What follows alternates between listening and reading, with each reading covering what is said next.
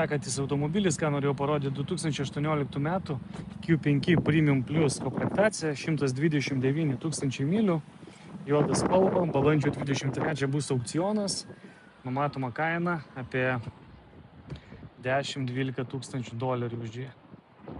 Automobilis juodos spalvos.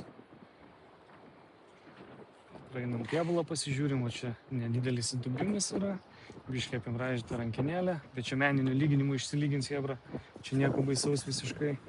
Toliau bamperis galinis galbūt daugiau matosi pabraižytas yra, galas šiek tiek vat šitose vietose labai dažnai būna 2 litrai, quattro.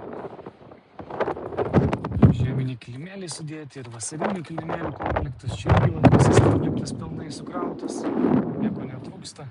Bamperiukas yra biškai daugiau yra pabraižytas visose vietose. Galinio sparno vienas pabrėžimas didesnis. Čia taip pat prie galinio bako.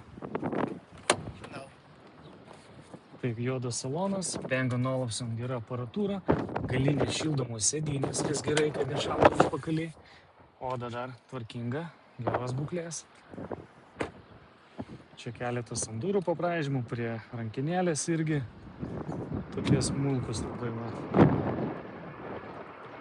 Priekinis bamperis šiek tiek irgi turi pabraižymų.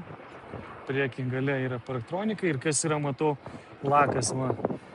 Nuo saulės turbūt čia yra nudegintas, nusvilęs, bet čia jį galima nesunkiai sutvarkyti.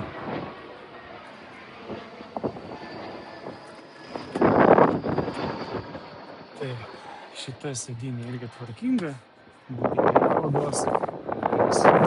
Trintas, šildomos sėdynės.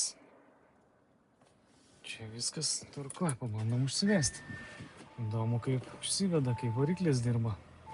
Kaip matot, viskas tvarkoja, klaidų nėra. Šildomą vairą turi, kai jis yra gerai žiemos metu. Šviesias lubos, didelė panorama.